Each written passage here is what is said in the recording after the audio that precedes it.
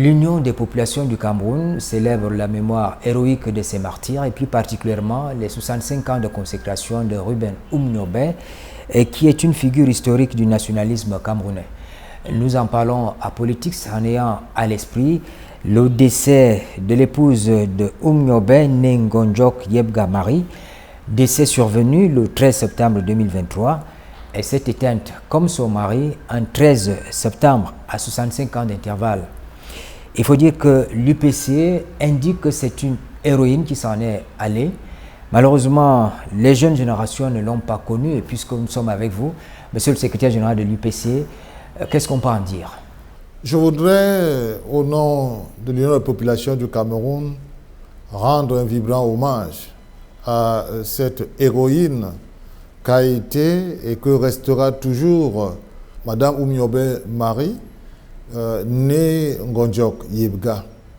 Héroïne parce qu'elle a donné toute sa vie à la lutte pour l'indépendance de notre nation. Jeune fille, elle a rencontré un homme, Ruben Oumniobé, et de cette rencontre est né Daniel Ruben Oumniobé. Elle a donc passé sa vie dans le maquis avec Ruben Oumniobé. Nous ne pouvons que célébrer la grandeur de sa lutte et pour me référer à un aspect de votre question, il faut savoir qu'elle était toujours au devant de la scène. Chaque fois qu'il fallait organiser une activité politique dans la zone de Boum-Yébel, elle, même restant dans sa chambre, elle mettait sa tenue de parti et s'attelait à discuter avec les jeunes générations qui lui rendaient visite. Vous avez vu également en 2017 sa présence à Libé-Lingoy, là où furent assassinés sa mère et son illustre époux Ruben Oumniobé. Si on a bonne souvenance, sa dernière apparition en public, c'était le 20 mai 2017 au Palais de l'Unité. C'était à l'invitation du président de la République et vous avez accompagné l'épouse de Oumniobé à cette occasion au Palais de l'Unité. Le 20 mai 2017, le chef de l'État a pris la décision d'inviter la famille Oumniobé au Palais de l'Unité dans le cadre de la célébration de la fête de l'unité nationale. Nous l'avons accompagnée dans cette grande cérémonie qui était pour elle une reconnaissance de la République, reconnaissance du combat de son homme, mais pour elle-même également la reconnaissance de son engagement. Un engagement qui est très particulier. Mais on pourrait aussi vous poser la question, quelles sont ses prouesses? Voilà une guerrière, une héroïne qui a vu périr sous les balles l'homme qu'elle a aimé, Ruben Oumniobé. L'être le plus cher qu'elle pouvait avoir également dans sa vie, sa propre mère. Elle a vu les jambes de son fils âgé d'1 an, Daniel Ruben Oumniobé. Le 13 septembre 1958, ses jambes dégoulinées de sang ayant reçu une balle. Mais elle n'a jamais, mais alors jamais laissé son cœur être gagné par la haine. Et malgré les cris qui vivifiaient un élan d'extrémisme, une dame éprise de paix et de dialogue est allée à la rencontre de son Excellence Paul Biya. Nous n'oublierons jamais ce moment idyllique parce que, toute resplendissante, la princesse d'Oxoul entra dans le palais de l'unité et le moment majeur a été lorsque nous l'avons vu tenir les mains du chef de l'État, se regarder les yeux dans les yeux et se passer des messages d'engagement pour la sauvegarde du combat de Ruben Oumyobé. Parce qu'elle m'a toujours dit qu'elle n'oubliera jamais, mais alors jamais, l'engagement du chef de l'État à continuer l'œuvre commencée par Ruben Oumyobé. Et elle nous laisse toujours ce message de paix et de prospérité pour le Cameroun. Voilà pourquoi vous allez voir que dans toutes ses sorties médiatiques, elle n'a jamais appelé à la haine.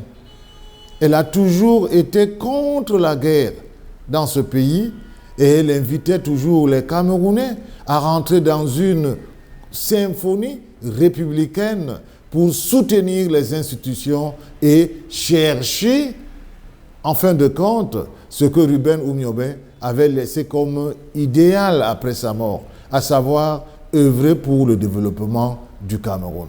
Venons-en à la semaine des martyrs.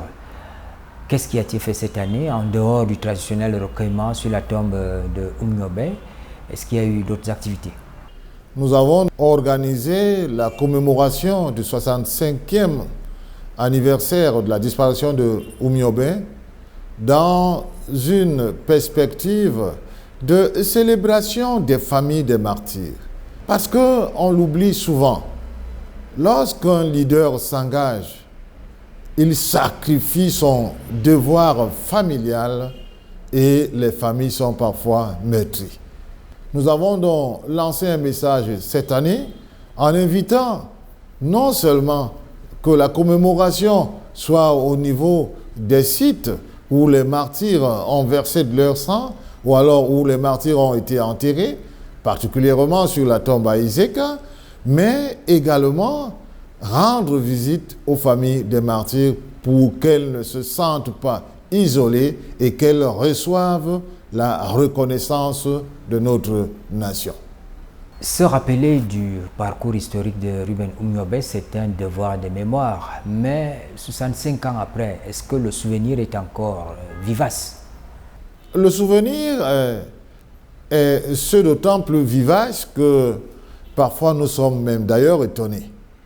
Parce que on a tout fait pour que Oumyobé disparaisse dans la mémoire des Camerounais. Mais les Camerounais ont toujours démontré chaque année, chaque 13 septembre, leur attachement à la mémoire de Ruben Oumyobé. Je voudrais d'ailleurs dire que c'est presque une tradition pour le peuple camerounais. Parce que dès le 8 août de chaque année, vous avez la célébration de la mémoire de Rudolf Douala Mangabé, les Madola, les Martin-Paul Samba, les Mbatois, parce que n'oublions pas que l'engagement nationaliste de Ruben Oumyobé est tout simplement un continuum de la tradition du peuple camerounais, ce peuple qui ne s'est jamais agenouillé chaque fois qu'il y a eu une tentative d'une mise entre parenthèses de sa souveraineté. Dans cette volonté de perpétuer le travail de mémoire, le chef de l'État a reconnu les grandes figures de l'UPC, des martyrs de notre combat, comme héros de notre nation. Pour son combat politique, Ruben Oumyobé s'est appuyé sur un appareil politique, l'UPC. Aujourd'hui, en pratique, qu'est-ce qu'on fait pour prolonger son action? Ruben Oumyobé, avec ses camarades, ont créé l'UPC avec un objectif primordial. Tout faire pour que le Cameroun puisse être indépendant. Et surtout, de toujours avoir la capacité de défendre cet attachement à la sauvegarde de la souveraineté de notre nation. C'est ce qu'on appelle l'UPCisme. Son attachement à cette identité référentielle qui fait que quel que soit ce que vous pouvez faire, les Camerounais s'entendront toujours sur l'essentiel, c'est-à-dire la sauvegarde de leur souveraineté. Malgré certaines aspérités de combat que vous pouvez observer, les UPCistes vont toujours s'entendre sur la nécessité de sauvegarder cet appareil qui, comme l'appelle généralement le chef de l'État, vous savez, le président Paul Biya appelle toujours l'UPC le parti historique. C'est-à-dire qu'il nous invite à ce devoir de ne jamais toucher à cette âme qui est partagée, ou alors que nous avons en partage avec le reste du peuple camerounais. Le contexte a changé. L'UPC a aujourd'hui un visage d'un instrument qui rassure, d'un instrument qui peut et qui doit être du côté du gouvernement pour participer à la quête du bien-être de nos populations. Sur le plan local, on est dans l'obligation d'avoir donc une approche qui nous permet de nouer les alliances avec les partis politiques. L'UPC a changé d'orientation après l'indépendance, après la réunification. L'UPC s'est engagé à être un parti de gouvernement et donc il y a eu des alliances avec d'autres formations politiques telles que le RDPC. Est-ce que cela vous a apporté une amélioration quelconque, des changements profonds? Nous rendons ici un vibrant hommage au très regretté secrétaire général Augustin Frédéric Kodok qui a su installer l'Union des populations du Cameroun dans une perspective d'avenir en scellant l'alliance avec le Rassemblement démocratique du peuple camerounais. Parce que c'est une alliance républicaine où nous avons en partage les idéaux de souveraineté, des idéaux de gestion des relations internationales et de partenariat, la position du Cameroun dans le monde par la diversité de nos partenaires, comme le faisait également Ruben Oumniobé. Nous avons parlé de la semaine des martyrs, bien évidemment en évoquant la mémoire de l'épouse de Ruben Oumniobé, décédée le 13 septembre dernier. C'était donc Politique, c'est ce matin, mesdames, messieurs. Merci de nous avoir suivis. Bonne suite des programmes sur la CRTV.